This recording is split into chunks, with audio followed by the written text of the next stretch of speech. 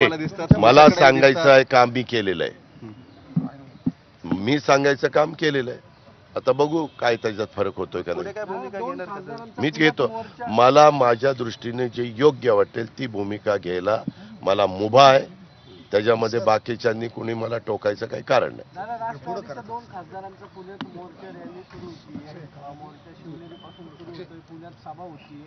चांगली गोष्ट आहे, परंतु त्याच्यातल्या एका खासदारांनी जर 5 वर्ष मतदारसंघात लक्ष दिलं असतं तर खूप बरं झालं असतं.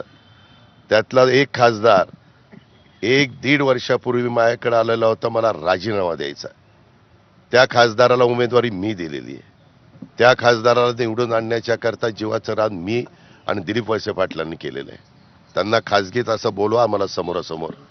आता त्यांचं चाललेलं आहे सगळं, परंतु ते मधल्या काळामध्ये 6 विधानसभा मतदारसंघात फिरत नव्हते.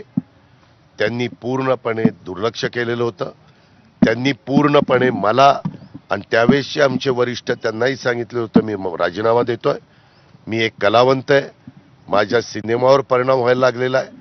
मी काढलेला एक सिनेमा तर अजिबात शिवाजी महाराजांच्यावर असला तर ते चालला नाही आणि माझ्या एकंदरीत प्रपंचावर ह्याच्यावर आर्थिक गोष्टीवर ह्याचा परिणाम होता. अशाही गोष्टी त्यांनी सांगितलेल्या होत्या. मी हे कधी बोलणार नव्हतो, परंतु आता ह्यांना आता उत्साह आलाय. निवडणुका आल्यात ना जवळ, त्याच्यामुळे एक एक पदयात्रा विदयात्रा, कुणाला संघर्ष यात्रा सुचती, कुणाला पदयात्रा सुचती. चालायचं, लोकशाही आहे. लोकशाहीमध्ये प्रत्येकाला आपली आपली भूमिका मांडायचा अधिकार आहे. पदयात्रा काढा. मी पण सगळ्यात 6 तालुक्यामध्ये सांगतो की काय कशा पद्धतीनं ह्यांची भूमिका होती आणि तुम्ही गेल्या 5 वर्षात कितीदा त्यांना आपापल्या मतदारसंघामध्ये पाहिलंय. दादा, उमेदवारी द्यायला तुम्ही चुकला म्हणजे कुणाला त्यावेळेस उमेदवारी देत असताना योग्य पद्धतीने उमेदवारी दिलेली होती, परंतु नंतरच्या काळामध्ये ते इतक्या लवकर वास्तविक आता तुला उद्याच्याला बी खासदारकी दिली तर तू विचार करायला पाहिजे.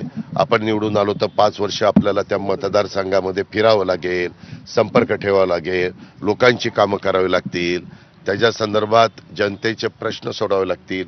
परंतु जर तू पहिल्या 1-2 वर्षातच ढेपळला आणि मग नंतर 3ऱ्या वर्षी म्हणायला लागला मला राजीनामा द्यायचा, तर मग आम्ही तुमचे एकंदरीत चित्र बघून उमेदवारी देतो. थोडंसं जनमानसात जनाधार काय ते बघून देतो.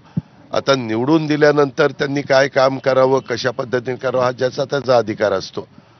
आम्हाला वाटलं होतं की ते वक्ते उत्तम आहेत, वक्तृत्व चांगलं आहे, उत्तम कलाकार आहे, संभाजी महाराजांची भूमिका अतिशय उत्तम पद्धतीनं त्यांनी बजावलेल्या सगळ्या त्या मालिकेच्या काळात महाराष्ट्रातल्या अनेक आमच्या नागरिकांना, ग्रामस्थांना, महिलांना त्याच्या सिरियल लागायचे त्यावेळेस खिळून ठेवण्याचं काम केलं.